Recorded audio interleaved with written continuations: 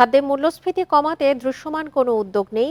কিছু পণ্যের শুল্ক কমানো আর ভোক্তা অধিকার অধিদপ্তরের অভিযানেও মিলছে না সাফল্য। এতে ক্ষোভ বাড়ছে ক্রেতার। এ অবস্থায় বাজার নিয়ন্ত্রণে কঠোর হতে বলছে ক্যাব। অন্যদিকে পণ্যের সরবরাহ স্বাভাবিক রাখতে আইন শৃঙ্খলায় জোর দিচ্ছেন অর্থনীতিবিদরা। অন্তর্বর্তী সরকার ক্ষমতা নেয়ার পরই বাজারে বিভিন্ন পণ্যের দাম কমেছিল, তবে তা বেশি দিন স্থায়ী হয়নি। পরে ডিম, সবজি, চাল, পেঁয়াজ, আলুর দামে অস্থির হয়েছে বাজার। দুই অঙ্কে পৌঁছে যাওয়া খাদ্য মূল্যস্ফীতির লাগাম টানতে বিভিন্ন ভোগ্যপণ্যের আমদানি শুল্ক কমায় সরকার। তবে বাজারের প্রভাব নেই, এমনকি তদারকিরও সুফল মিলছে না। তাতে অসন্তোষ বেড়েছে ক্রেতার। আমরা তো কোনো পরিবর্তন দেখছি না, আরও সব জিনিসের দাম বৃদ্ধি দেখছি। আমরা যারা সাধারণ মানুষ, আমাদের এখনো নাগালের বাইরে সবকিছুই। বহিরাগত যে বড় বড় খামারগুলো আছে ওটা তো আর আমরা বলতে পারবো না, আমরা বিক্রি হয় কিনার উপর নির্ভর করে। সরকারি পদক্ষেপের প্রভাব না পড়ায় বুধবার পিকেএসএফ এর এক অনুষ্ঠানে আক্ষেপ করেন অর্থ উপদেষ্টা। সব ডিউটি আমরা কমিয়ে দিলাম, তাই না? দাম কমে না, কতগুলো হবে, কত কষ্ট করে 500 টাকা নিয়ে গেল, 2 মুঠা এসে খেল, তার স্যাটিসফ্যাকশন হয়। তো আমরা চেষ্টা করছি। শুধু জরিমানায় বাজার নিয়ন্ত্রণ কঠিন বলে মনে করে ক্যাব। এজন্য কঠোর আইনের প্রয়োগ চায় সংগঠনটি। শুধুমাত্র জরিমানায় কিন্তু একক শাস্তি নয়, এর বাইরে অন্যান্য কারাদণ্ড দেওয়ার বিধানগুলো কিন্তু চালু করা যেতে পারে। আইনের যে বিধান যেভাবে আছে সেভাবে যদি প্রতিপালন করা হয়, তাহলে হয়তো আজকে এই যে দাম বাড়ানোর হেডিক অথবা অতি মুনাফা লাভের যে মনোভাব, যেটা সামাজিক সংক্রমণ ঘটেছে, এটা এতদূর গড়াতো না। পণ্যের সরবরাহ ঠিক রাখতে আইন শৃঙ্খলা পরিস্থিতি স্বাভাবিক রাখার উপর গুরুত্ব দিচ্ছেন বিশেষজ্ঞরা। এক মাথা থেকে আরেক মাথায় নানাভাবে পণ্য পরিবহন হয়, এবং সেখানে কিন্তু আমরা শুনছি বিভিন্ন সময় যে পুলিশের যে উপস্থিতি এবং নিরাপত্তা যারা নিশ্চিত করতে চান তাদের উপস্থিতি কিন্তু সেভাবে শক্তিশালী না। বাংলাদেশ ব্যাংক, জাতীয় রাজস্ব বোর্ড এবং বাণিজ্য মন্ত্রণালয় তাদেরকে একসাথে কাজ করতে হবে। 2023 সালের শুরু থেকেই সার্বিক মূল্যস্ফীতি 9%-এর ওপরে, যার ধারাবাহিক প্রভাব পড়েছে নিম্ন ও নির্দিষ্ট আয়ের মানুষের ওপর। রেজওয়ানুল হক, ইন্ডিপেন্ডেন্ট নিউজ, ঢাকা। এবার নিত্যপণ্যের বাজার পরিস্থিতি নিয়ে জানাতে ঢাকা, বগুড়া ও বরিশাল থেকে যোগ দিচ্ছেন আমাদের সহকর্মীরা। শুরুতেই যাচ্ছি রাজধানীর কারওয়ান বাজারে, সেখান থেকে যোগ দিচ্ছেন সহকর্মী শাহিদ আহমেদ। শাহিদ, চাল, আলু, পেঁয়াজ সহ নিত্যপণ্যের বাজারের দাম কেমন দেখছেন?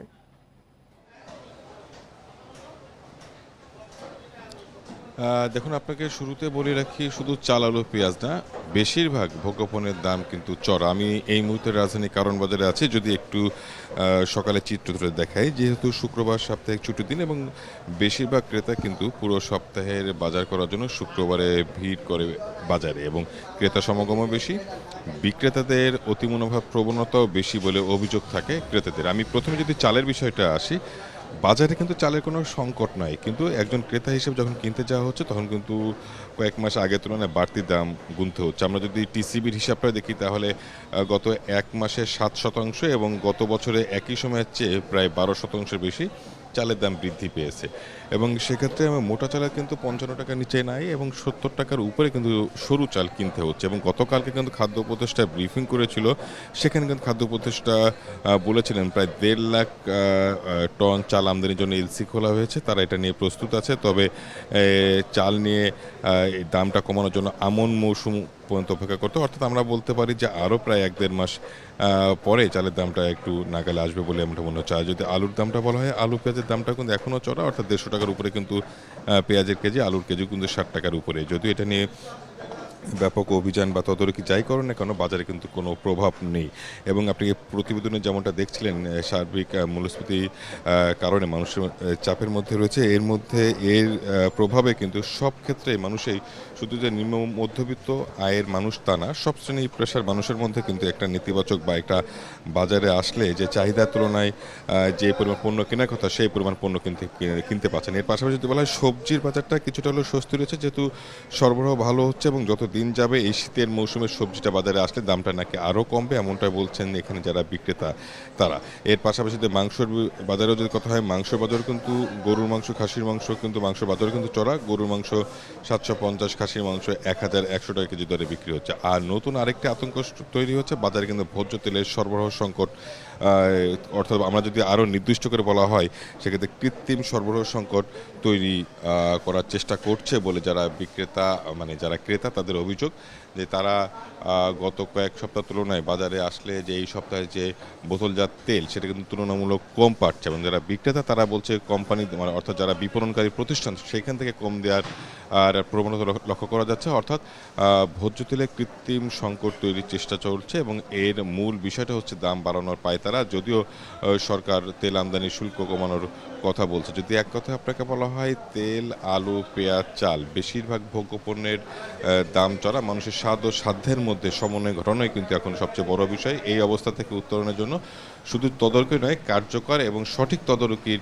দাবি এখানে যারা ভোক্তা সাধারণ বাজার করতে আসছে তারা সব শ্রেণী মানুষের দাবি যে সঠিক এবং কার্যকর যাতে তদারকি করা হয়, যাতে মানুষের কিছুটা হলেও স্বস্তি হয়। যদিও সবজির বাজারে কিছুটা স্বস্তি মিলছে, এছাড়া বেশিরভাগ নিত্যপণ্যের দামই সপ্তাহের ব্যবধানে বা মাসের ব্যবধানে কিন্তু চড়া রয়েছে। মূলত এই ছিল রাজধানীতে বাজার পরিস্থিতি থেকে সর্বিক চিত্র। জি শাহিদ, আপনি আমাদের সঙ্গে থাকুন। এবার আমরা যাচ্ছি বগুড়াতে, সেখান থেকে যোগ দিচ্ছেন সহকর্মী জজিফ হোসেন। জজিফ, বগুড়া তো সবজির একটি বড় হাব, সেখানে দাম কেমন দেখছেন সবজির?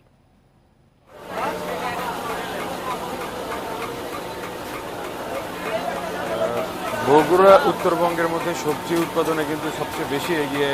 আপনি জানেন যে শীতকালীন সবজি কিন্তু মৌসুম শুরুর আগে থেকে এখানে কিন্তু চাষাবাদ শুরু হয়, এবং চাষাবাদের যে সবচেয়ে বড় যে মোকাম এবং সবচেয়ে বড় যে হাট সেটি কিন্তু হলো বগুড়ার মহাস্থান হাট। আমরা সেই মহাস্থান হাট থেকে খোঁজ খবর নিয়ে যেটা জানতে পেরেছি যে আসলে আজকে কিন্তু সবজির শীতকালীন যে সবজি তার সরবরাহ রয়েছে, আমদানি রয়েছে, এবং ক্রেতা বিক্রেতার সমাগমও কিন্তু বেশ ভালো রয়েছে, যার কারণে বিক্রি বাট্টাও কিন্তু বেশ ভালো হচ্ছে। এবং খুব গেল সপ্তাহের তুলনায় যতদূর জানতে পেরেছি, ফুলকপি, বাঁধাকপি, মূলা, এছাড়া অন্যান্য যে শীতকালীন শাকসবজি রয়েছে সেগুলোর দাম কিন্তু কেজি প্রতি যেখানে রয়েছে সেটি হলো বগুড়ার সবচেয়ে বড় রাজাবাজার পাইকারি বাজার। এই পাইকারি বাজারে সবচেয়ে বড় রাজাবাজার পাইকারি বাজার, এই পাইকারি বাজারে আমরা খোঁজ নিয়ে দেখেছি যে মহাস্থান হাটের তুলনায় আসলে যে বেগুনটি তারা মহাস্থান হাটে বিক্রি করেছে, মহাস্থান হাটে যে বেগুন বিক্রি হয়েছিল আসলে সেই বেগুনটি আজকে পাইকারি বাজারে কিন্তু বিক্রি হচ্ছে আপনার 40 থেকে প্রকারভেদে 40 থেকে 60 টাকা দরে, এবং অন্যান্য যে শাকসবজিগুলো রয়েছে সেগুলোর কিন্তু একই অবস্থাও দেখছি, একই প্রায় কেজি প্রতি আমরা 3 থেকে 4 টাকা পর্যন্ত বাড়তে দেখেছি। আসলে এই ডিম এবং অন্যান্য যে দেখেছি আসলে এখানকার যারা ভোক্তা রয়েছেন তাদের সাথে কথা বলে আমরা যেটি জানতে পেরেছি যে আসলে এখানে মনিটরিং এর অভাবে তারা সুফলটা পাচ্ছে না, যার কারণে শাকসবজির বাজারে কিংবা অন্যান্য যে নিত্য যে প্রয়োজনীয় দ্রব্যগুলো রয়েছে সেগুলো কিন্তু ঠিকভাবে মনিটরিং না করার কারণে কিন্তু তারা এই দুর্ভোগটা পোহাতে হচ্ছে। এবং আমরা জেলা প্রশাসন এবং ভোক্তা অধিদপ্তরের সাথে কথা বলেছি, তারা যেটি জানিয়েছেন যে তাদের লোকবল সংকটের কারণে একই সাথে পৌরসভা এবং অন্যান্য যে দপ্তরগুলো রয়েছে সেই দপ্তরগুলোর কাজ বন্টন হওয়ার কারণে তারা কিন্তু ঠিকভাবে সেই সময়টা দিতে পারছেন না বলে আমরা জানতে পেরেছি। এবং এই ছিল আসলে আমার কাছে বগুড়ার পাইকারি বাজার থেকে সর্বশেষ। জজিফ, আপনিও আমাদের সঙ্গে থাকুন। এবার আমরা যাচ্ছি বরিশালে, সেখান থেকে জানাবেন সহকর্মী আল আমিন। ইলিশ সহ কি পরিমাণে মাছ আসছে আড়তে, আর দামের কি অবস্থা?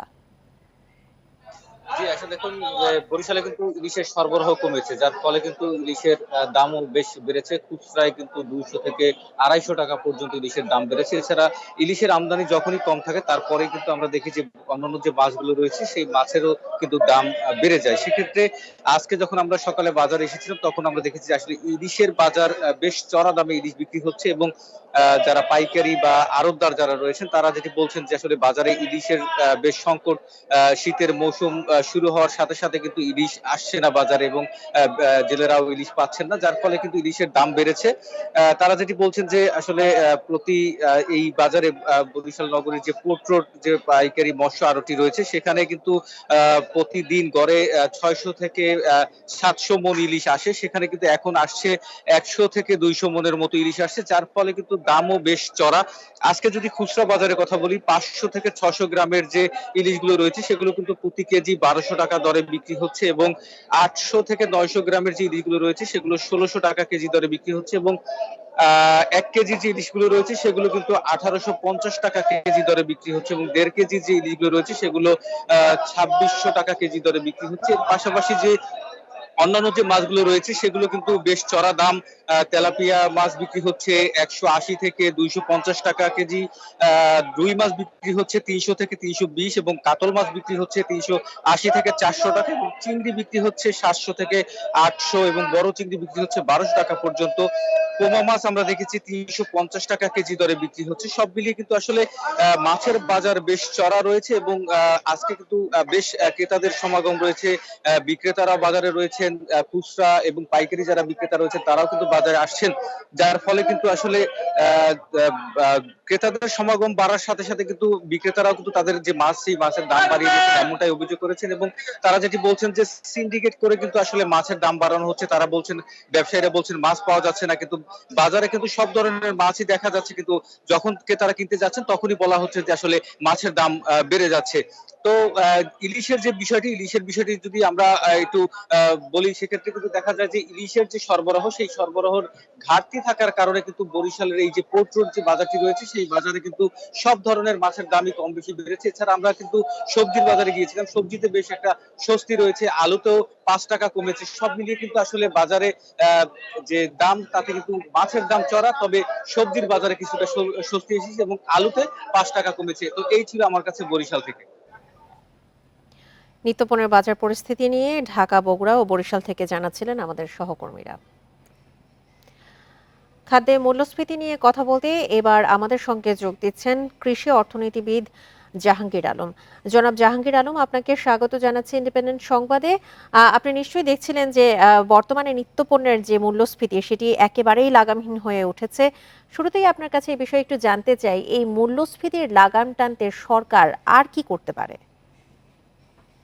দেখুন, সরকার যেটা করে সেটা খুব ইফেক্টিভলি ফলোদয় হয়, অর্থাৎ যেটা করতে চাই ইন্টেনশন যদিও ভালো, কিন্তু সেটা বাস্তবায়ন সঠিকভাবে হচ্ছে।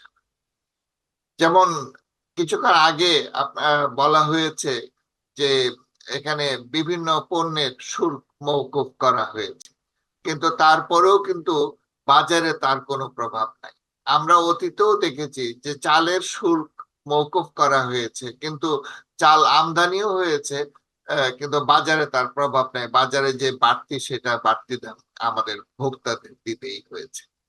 তা এখন দেখতে হবে যে এই যে আমাদের খাদ্য মূল্যস্ফীতি, বিশেষ করে চাল, ডিম, পেঁয়াজ, আলু এবং সবজি, কিছুদিন ধরে এইগুলো নিয়ে সবচেয়ে বেশি কথা হচ্ছে, কারণ খাদ্য বাস্কেটে এইগুলোই ভার অনেক বেশি। তো আমি চালের কথা বলি, যে চাল এখন উৎপাদন মৌসুম না, এটা হলো লিন পিরিয়ড, মানে লিন পিরিয়ড, নিষ্ফলা সময় যেটাকে আমরা বলি। তো 5 মাস আগে বোরো ধান হয়েছে, বোরো ধান কাটা হয়েছে, এরপরে আমাদের আউশ ধানটা মার খেয়েছে বন্যার কারণে, কাজে সরবরাহটা কম, কিন্তু সে অনুযায়ী আমাদের যেই আমদানি করা দরকার ছিল সেই আমদানিটা হয় নাই। যদিও খুব অল্প সময় হলো, 2-4 দিন আগে থেকে বলছে যে আমদানি করা হবে 3 লাখ টনেরও বেশি, 3,27,000 টন চাল আমদানির ব্যবস্থা করা হয়েছে এবং সেখানে ট্যারিফ ছাড় দেওয়া হয়েছে। এমন একটি পরিস্থিতিতে আমদানি খুব বেশি একটা উৎসাহিত হয়েছে বলে মনে হয়, খুব বেশি আমদানি হচ্ছে বলেও মনে হয় না, কারণ আমদানি মূল্য যা, সেটা বাংলাদেশে এখন যে দাম সেটার মধ্যে খুব বড় একটা পার্থক্য নাই। তা এই পরিস্থিতিতে আমাদেরকে আরেকটু অপেক্ষা করতে হবে, কারণ এটা তো আশ্বিন কার্তিক মাসে সাধারণত দামটা একটু বেশি থাকে। অগ্রহায়ণ মাসে আরো 15 দিন পরে চাল বাজারে আসতে শুরু করবে, আমনের চাল বাজারে আসবে এবং তখন কিছুটা কমবে। আরেকটি বিষয় হলো যে আপনি আলুর কথা বলেছেন, আলু কিন্তু আমিও জানি যে বাজারে আলু প্রায় 70 টাকা বা 70 টাকা কেজি। আপনাদের রিপোর্টাররাও বলেছেন যে অনেক দাম। তার কারণ হলো যে গত বছর যে আলুর উৎপাদন হয়েছিল সেটা অনেকেই বলছে যে সাধারণত যে উৎপাদন হয় তার চেয়ে কম, এবং এবছর কোল্ড স্টোরেজ গুলাতেও আলু যে রাখা হয়েছে সংরক্ষণ সেটারও পরিমাণ কম। তবে এখন আলু যেই পরিমাণে বাজারে চাহিদা সেই পরিমাণে সংরক্ষণাগার থেকে কোল্ড স্টোরেজ গুলা থেকে সেই পরিমাণে আসছে না, যার জন্য বাজারে দামটা বেশি। কিন্তু আর 1 মাস পরে এবার কিন্তু আলুটা ওই আগাম আলু যেটা আমরা আশা করছিলাম সেটা এখনো হচ্ছে না, কারণ আলুটার এই যে বৃষ্টি হয়েছে, বৃষ্টির কারণে আলুর বীজ বোনা এটা একটু দেরি হয়ে গেছে। কাজে হয়তো আরো জাহাঙ্গীর আলম, 15-20 এই দিন ক্ষেত্রে একটু জানতে চাই, আপনি অনেকগুলো কারণই এখানে সামনে এনেছেন এবং আমদানির যে বিষয়টি বলছিলেন যে আমদানিও সেই পরিমাণে হচ্ছে না বা দামও প্রায় পাশাপাশি পড়ে যাচ্ছে। এক্ষেত্রে আমদানি নির্ভর না হয়ে কি আমাদের স্বনির্ভর হওয়ার কোনো সুযোগ আছে কিনা? একমাত্র একমাত্র এই সংকটের সমাধানের একমাত্র পথ হলো আমাদের উৎপাদন। চালের ক্ষেত্রে আমরা বলতে পারি যে চালের ক্ষেত্রে যে উৎপাদন আছে, যদি ঝড় ঝঞ্ঝা না হয়, অনাবৃষ্টি না হয় এবং বন্যা না হয়, তাহলে প্রাকৃতিক ক্ষতি দুর্ভোগ না হলে আমাদের চালের উৎপাদনে কোনো ঘাটতি থাকে না, এবং আলুর উৎপাদনও যদি স্বাভাবিক হয় তাহলে উৎপাদনে আমরা অনেক সময় আমরা 1,10,00,000 টন পর্যন্ত আমাদের উৎপাদন হয়। তারপরে পেঁয়াজের উৎপাদনে আমাদের কিছু ঘাটতি আছে, যে কারণে অনেক সময় পেঁয়াজের দামটা ওঠানামা করে। কিন্তু শাকসবজির কথা যে বলা হলো, যে শাকসবজি কিন্তু এখন আগাম সবজি যেটা এটা আসতে শুরু করেছে, আর 10 দিন পরে দেখা যাবে যে সবজি এত বেশি শীতকালীন সবজি বাজারে আসছে যে যেটা আমাদের কৃষক তার উপযুক্ত দাম পাচ্ছে না। তো কাজেই এটা খুব স্বাভাবিক, আমাদের কৃষি পণ্যের দাম কখনো বাড়ে কখনো কমে, উৎপাদন মৌসুমে দাম কমে এবং লেইন পিরিয়ড যেটা নিষ্ফলার সময় সেই সময়ে হয়তো দামটা একটু বাড়ে। তো তার জন্য আমাদেরকে অপেক্ষা করতে হবে। আর স্বাভাবিকভাবে এই আমাদের যেই inflation rate, high inflation rate এবং তার সঙ্গে আমাদের টাকার অবচন, এগুলোর কারণে স্বাভাবিক মূল্যস্ফীতি বেশি এবং সেই কারণে খাদ্য মূল্যস্ফীতিও বেশি। কিন্তু যখন লেইন পিরিয়ডটা চলে যাবে তো কিছুটা কমে আসবে, খাদ্য মূল্যস্ফীতিও কমে আসবে, চালের দামও কমে আসবে। কাজে আমাদেরকে উচিত হবে সরকারের যে বিদেশ নির্ভরতা কমিয়ে আমদানির উপর নির্ভর না করে আমাদেরকে উৎপাদন বাড়িয়ে দেয়া এবং উৎপাদন বাড়ানোর জন্য আমাদের কৃষকদেরকে সহায়তা। জনাব জাহাঙ্গীর আলম, আপনাকে অসংখ্য ধন্যবাদ আপনার মূল্যবান সময় আমাদেরকে দেওয়ার জন্য। উচ্চ তাপমাত্রা, খরা, লবণাক্ততা, অসময়ের ভারী বৃষ্টিতে বদলে যেতে পারে দেশের কৃষি ক্যালেন্ডার। আবহাওয়ার অসম আচরণে আগামী 2 যুগ পর উত্তর মধ্যাঞ্চলের 22 জেলায় ফসলের উৎপাদন 25% কমতে পারে। জলবায়ু গবেষকরা বলছেন, খাদ্য ঘাটতি মোকাবেলায় পরিকল্পনা নেওয়ার এখনই সময়। গেল 4 বছরে অস্বাভাবিক হয়ে উঠেছে আবহাওয়া।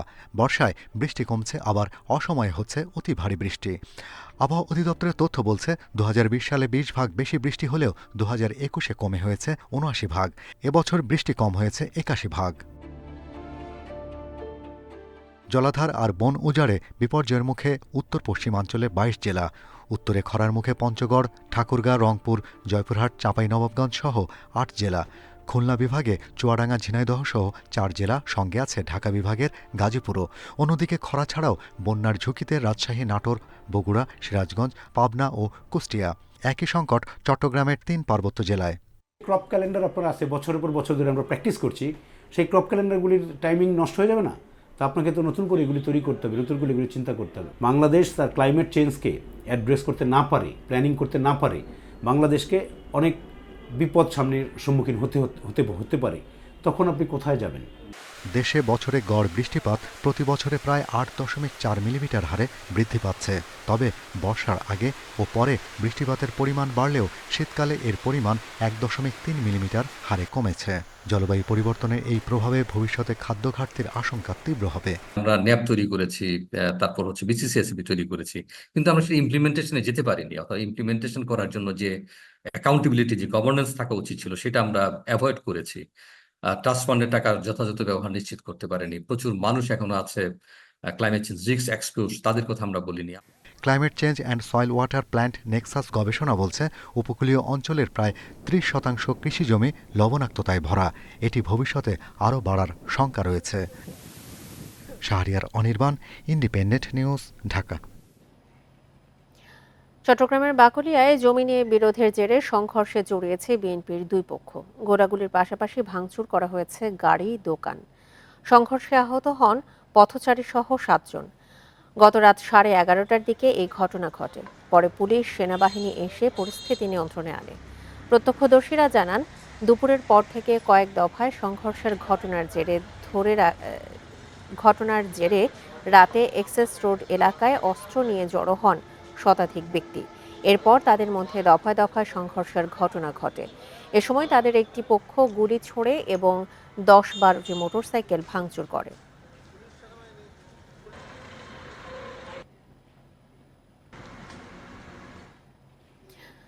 চট্টগ্রামের রাউজানে মুখোশধারীদের গুলিতে অন্তত 12 জন আহত হয়েছেন। তাদের মধ্যে 11 জনকে চট্টগ্রাম মেডিকেল কলেজ হাসপাতালে ভর্তি করা হয়েছে। গতরাতে নোয়াপাড়া ইউনিয়নের নিরামিষপাড়া গ্রামের আসদ আলী মাতব্বরপাড়া মসজিদ এলাকায় এই ঘটনা ঘটে। প্রত্যক্ষদর্শীরা জানান, 20 থেকে 25 জনের একদল মুখোশধারী মহিউদ্দিন নামে এক বিএনপি কর্মীকে মারধর ও কুপিয়ে আহত করে। পরে এলাকার কিছু লোক এই ঘটনার প্রতিবাদ করতে এলে মুখোশধারীরা তাদের লক্ষ্য করে এলোপাতাড়ি গুলি ছোড়ে।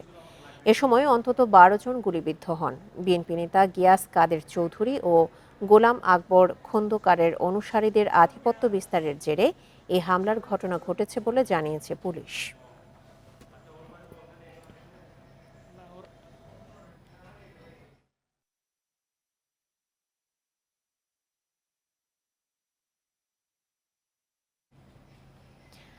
চট্টগ্রাম থেকে এই বিষয়ে আরো জানাতে যোগ দিচ্ছেন আমাদের সহকর্মী আহসান রিটন। রিটন, গুলিবিদ্ধদের এখন পর্যন্ত সবশেষ শারীরিক অবস্থা নিয়ে জানাবেন, আর এই বিষয়ে কি কোনো মামলা হয়েছে কিনা, এলাকার কি অবস্থা এখন?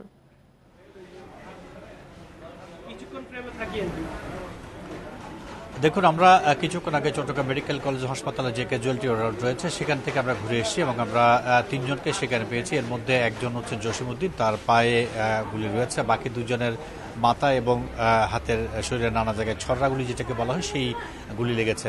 এবং আমরা দেখছি 3 জনই আসলে এখন পর্যন্ত একেবারে শঙ্কা মুক্ত অবস্থায় আছেন। জসিমউদ্দিন আমাদের সাথে কথাও বলেছেন। তিনি যেটি বলছেন সেটা হচ্ছে গতকালকে রাত 9টার দিকে মহিউদ্দিন, তাদের প্রতিবেশী মহিউদ্দিন, সে তার কার্যালয়ের সামনে দাঁড়িয়েছিল। এই সময় মুখোশধারী বেশ কয়েকজন অতর্কিত তার উপর হামলা চালায় এবং এই হামলা চালানোর পর তাকে দেখার জন্য গিয়েছিল জসিমউদ্দিন এবং আরও কয়েকজন। তখন আসলে যারা মুখোশধারী সন্ত্রাসী ছিল তারা এলোপাতাড়ি গুলি ছোড়ে এবং গুলি ছোড়ার ফলে তারা আসলে আহত হন।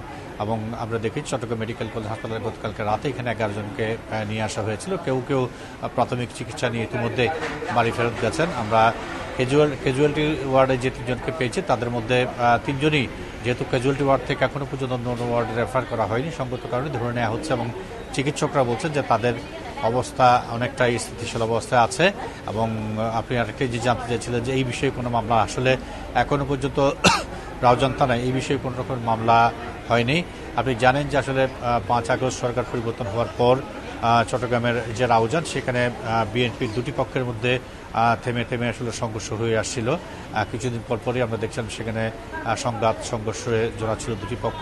তারই ধারাবাহিকতায় গতকালকে রাত 9টার দিকে রাউজানের নোয়াপাড়া ইউনিয়নের নিরামিষ পাড়া এলাকা নামে একটি জায়গা, সেখানে এই হামলার ঘটনাটি ঘটে এবং ঘটনা ঘটার পর সেখানে পুলিশ এবং আইনশৃঙ্খলা বাহিনীর গিয়ে সেই এলাকাটিকে এখন নিয়ন্ত্রণে রেখেছে এবং গতকালকে রাতের পরে আর কোনো রকমের সংঘর্ষ ঘটেনি।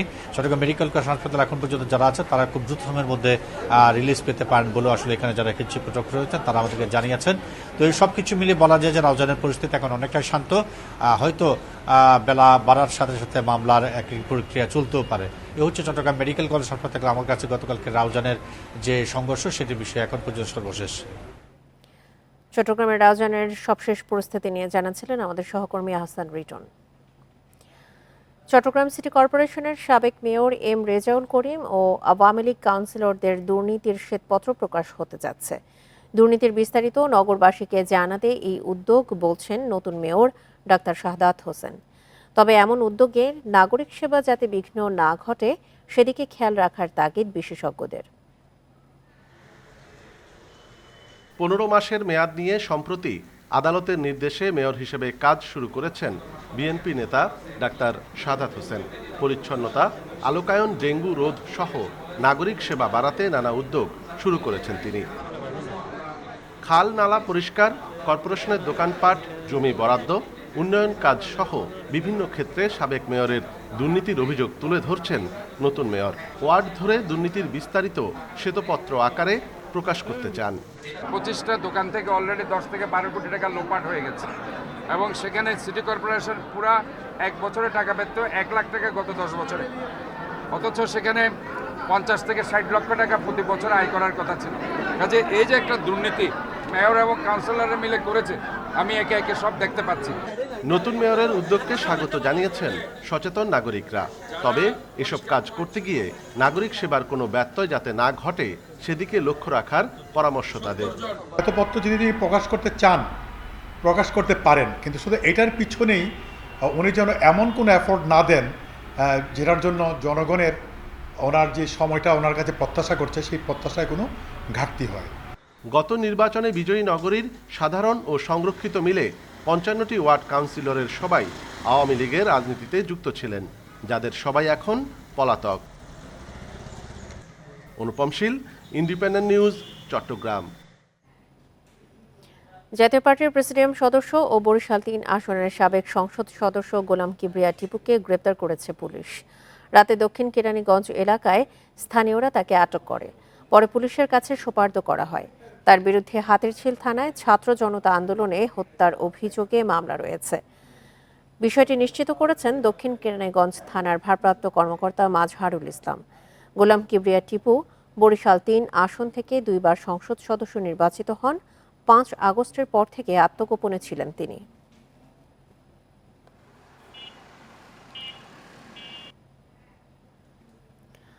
সাইকেল আর মোটর সাইকেলের পার্টস আমদানি করে সেগুলো দিয়ে অবৈধভাবে বানানো হচ্ছে ব্যাটারি চালিত রিক্সা। রাজধানীর মিরপুর সহ 5 জায়গায় 1.5 শতাধিক কারখানায় প্রকাশ্যে তৈরি হচ্ছে এসব রিক্সা। রাস্তায় চলাচলকারী অটোরিকশার বিচ্ছিন্নভাবে অভিযান না চালিয়ে কারখানাগুলোতে নজরদারি বাড়ানোর পরামর্শ বিশেষজ্ঞদের।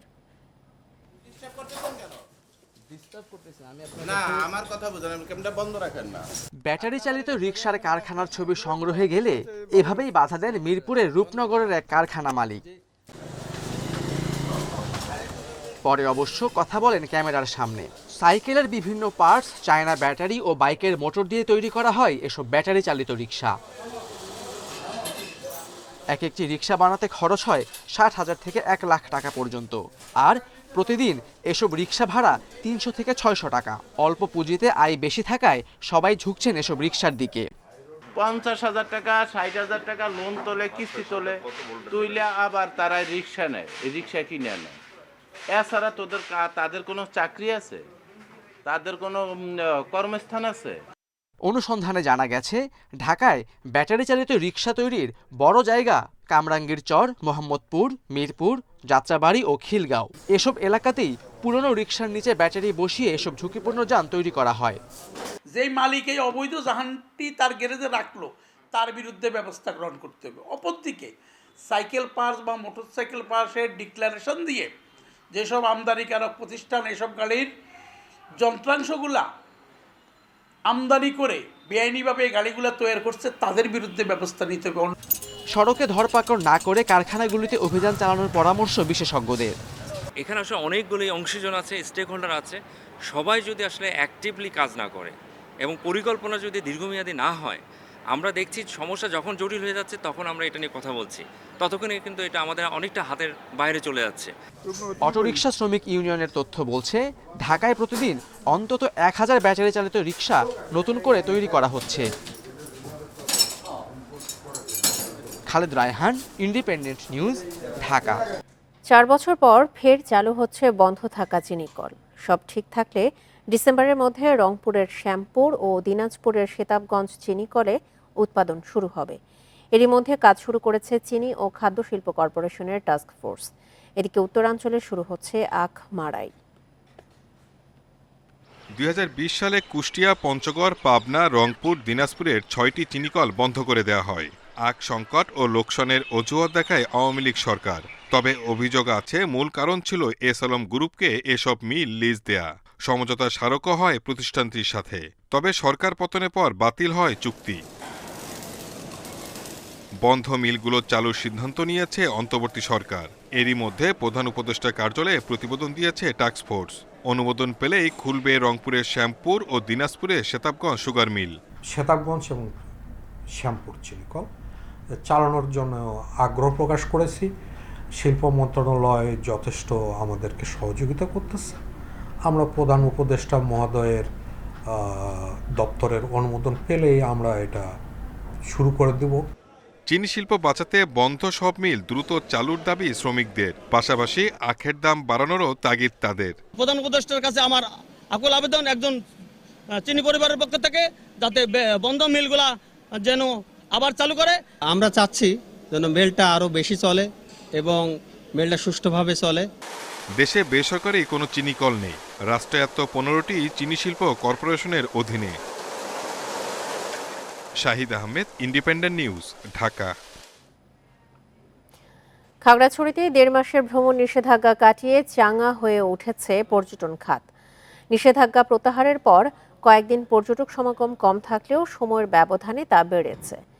জেলার প্রধান পর্যটন কেন্দ্র আলুটিলা, রিসাং ঝর্ণা, মায়াবিনী লেক, জেলা পরিষদ পার্ক সহ বিভিন্ন পর্যটন কেন্দ্র পর্যটকদের সমাগমে মুখরিত। সাপ্তাহিক ছুটি থাকায় শুক্রবার ও শনিবার পর্যটকদের ভিড় বেশি। খাগড়াছড়ির পাশাপাশি সাজেকেও বেড়েছে পর্যটক সমাগম। সাজেক পর্যটন কেন্দ্রের রুইলুই ও কংলাক পাড়ার অধিকাংশ কটেজ ও রিসোর্ট বুকিং হয়েছে। পাহাড়ের পরিস্থিতি স্বাভাবিক থাকলে নভেম্বর থেকে ফেব্রুয়ারি পর্যন্ত পর্যটন মৌসুমে ভালো ব্যবসা হওয়ার আশা ব্যবসায়ীদের।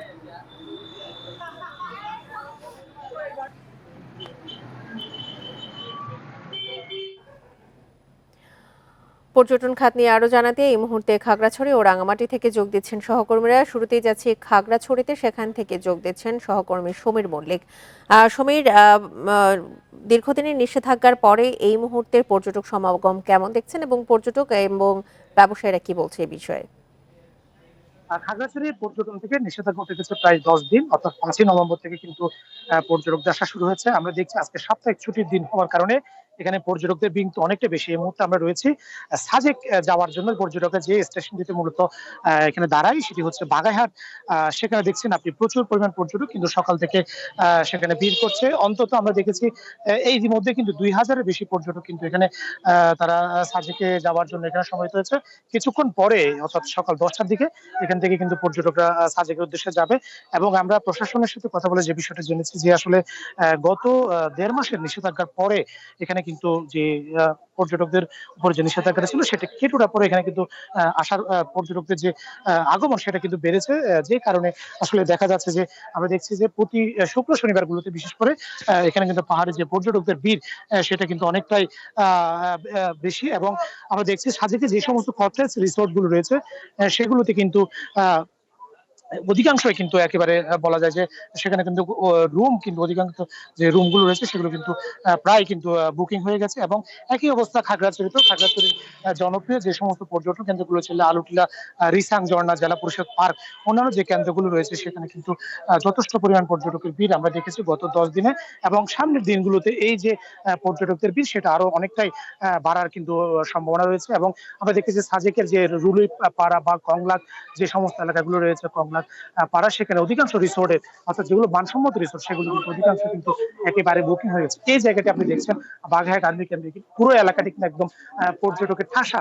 সকাল থেকে কিন্তু এখানে পর্যটকদের যে ভিড় আমরা দেখছি, এবং এখানে যারা ব্যবসায়ী রয়েছে তারা বলছে যে এখানে যে পর্যটকের যে গত 2 মাসে অর্থাৎ 1.5 মাসে যে ক্ষতিটা হয়েছে, এখন যদি পর্যটকদের যে ভিড়টা লক্ষণীয় আমরা দেখছি, সেটা যদি ফেব্রুয়ারি পর্যন্ত অব্যাহত থাকে তাহলে এখানকার যে ক্ষতিটা হয়েছে গত 1.5 মাসে সেটা অনেকটাই পুষবে। এবং আমরা দেখছি দেশের বিভিন্ন প্রান্ত থেকে, বিশেষ করে ঢাকা, চট্টগ্রাম সহ দেশের বিভিন্ন প্রান্ত থেকে কিন্তু এখানে পর্যটকরা এসেছে, এবং তারা কিন্তু অপেক্ষা করছে কিছুক্ষণ পরে তারা সাজেকের উদ্দেশ্যে এসেছে। এবং পর্যটকরা আমাদের কাছে যে উচ্ছ্বাসটা প্রকাশ করছে, দীর্ঘদিন 1.5 মাসের মতো প্রায় বন্ধ থাকার পরে তারা যে বেড়াতে যেতে পারছে বা সাজেক পর্যটকদের জন্য উন্মুক্ত হয়েছে, তারা সেটা স্বাগত জানিয়েছে।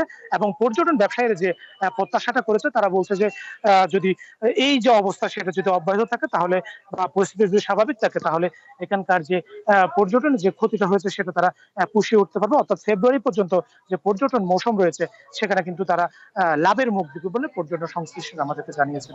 এই ছিল খাগড়াছড়ি পর্যটন নিয়ে বাগেরহাট থেকে, অর্থাৎ সাজেক যাওয়ার যে স্পট রয়েছে বা বাগেরহাট থেকে, সেখান থেকে আমার কাছ থেকে সবশেষ। সমীর, আপনি সঙ্গে থাকুন। এবার আমরা যাচ্ছি রাঙামাটিতে, সেখান থেকে জানাবেন আমাদের সহকর্মী হিমেল চাকমা।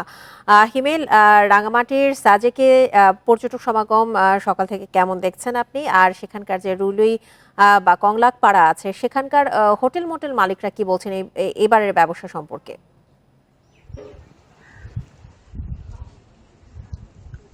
আসলে রাঙামাটির যে ট্যুরিস্টদের যে অবস্থা সেটা হচ্ছে যে গত 1 নভেম্বর থেকে যখন রাঙামাটিতে পর্যটক আগমনের যে নিষেধাজ্ঞা ছিল সেটা প্রত্যাহারের পরে আমরা দেখি ধীরে ধীরে কিন্তু পর্যটকের সংখ্যা কিন্তু বাড়ছে। সেটা হচ্ছে রাঙামাটির বাঘাছড়ির যে সাজেক সেটার একটা বিষয়। সেখানে কিন্তু বর্তমানের যে সংখ্যা আমরা দেখতে পাচ্ছি যে যেখানকার যে কটেজ মালিক সমিতির যে সভাপতি সুবর্ণ দেব বর্মন, তার সাথে আমার কথা হয়েছিল। তিনি বলছেন কন্টিনিউ বাড়তেছে, আগে যেভাবে যেখানে 50% সেখানে 70-80% পর্যন্ত তাদের রুম বুকিং হচ্ছে। তো আমি যদি বর্তমানে যেখানে দাঁড়িয়ে আছি সেটা হচ্ছে রাঙামাটির পলয়েল পার্ক। এখানে হচ্ছে আমি হয়তো এখানে টুরিস্ট দেখাতে পারবো না, কিন্তু এখানে যে বিকালের যে দৃশ্যটা, এখানে কিন্তু টুরিস্টদের কিন্তু একেবারে কানায় কানায় পূর্ণ হয়। আমি যদি আপনাকে দেখাই এখানে যে দৃশ্য দেখতে আছে, মূলত এখানে যে পলয়েল পার্কের বিকাল বেলায় রাঙামাটিতে টুরিস্টরা কিন্তু বর্তমানে কিন্তু তারা নৌভ্রমণে বের হয়েছেন। আমি যদি বলি তারা বর্তমানে মুন্সি আব্দুর রব স্মৃতিসৌধ, সুবলং ঝর্ণা এই সমস্ত এলাকায় তারা কিন্তু সকালবেলা তারা কিন্তু বের হয়ে চলে গেছেন। তো ঢাকার যখন সারাদিন যখন ঘুরার পরে যখন রাঙামাটি শহরে তারা আসছেন হোটেল মোটেলে যখন তারা উঠবেন, তখন বিকাল বেলায় তারা মূলত এই সমস্ত এই এলাকায় এসে কাপ্তাই হ্রদের যে পানির যে ঢেউ, ওভারঅল মিলে কাপ্তাই হ্রদের মৃদু যে বাতাস সেগুলো তারা উপভোগ করে। এখানে কিন্তু বিকালে হাজার হাজার টুরিস্ট হয়। তো এখানে রাঙামাটি পর্যটন কর্পোরেশনের যিনি ম্যানেজার, যিনি অলোক বিকাশ চাকমা, তার সাথে আমার কথা হয়েছে। তিনি বলছেন যে টুরিস্টদের সংখ্যা কিন্তু প্রতিনিয়ত বাড়ছে। শুধু তাদের যে পর্যটনের যে ঝুলন্ত সেতু সেখানে তাদের প্রতিদিন হাজারের অধিক টুরিস্ট কিন্তু উঠতেছে। তো বর্তমানে যেটা হচ্ছে শুক্রবার শনিবার ছুটির দিনগুলোতে কিন্তু টুরিস্টদের সংখ্যা কিন্তু বাড়ছে, তিনি আমাকে বলছেন। তো সবকিছু মিলে রাঙামাটির যে প্রাকৃতিক দৃশ্য সেটা কিন্তু দেখার জন্য এই সময়টাতে যে মূলত প্রকৃতি প্রেমী এবং তারা কিন্তু এখানে আছেন, এবং তরুণ পর্যটকরা এই সময় তারা বেশি না।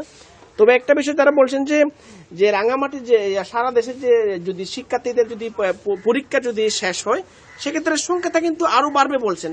এই হচ্ছে আমার কাছে রাঙামাটির পর্যটনের সর্বশেষ অবস্থা।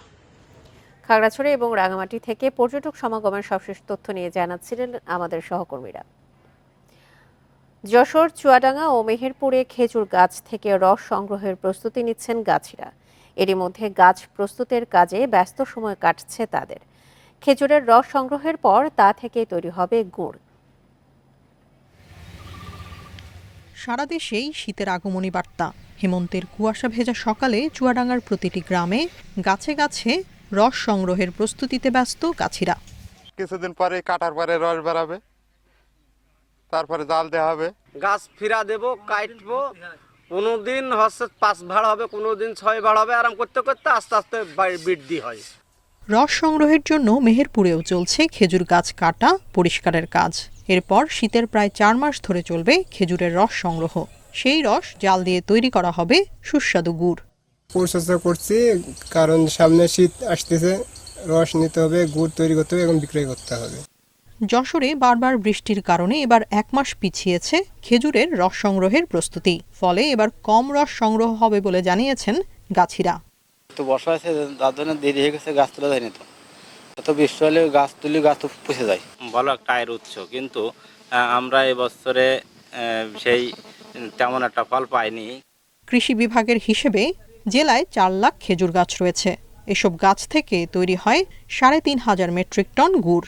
প্রায় 100 জন গাছিকে নিরাপদ খাদ্য কর্তৃপক্ষের আওতায় আমরা প্রশিক্ষণ দিয়েছি কিভাবে নিরাপদ উপায়ে রস এবং গুড় সংগ্রহ করা যায়।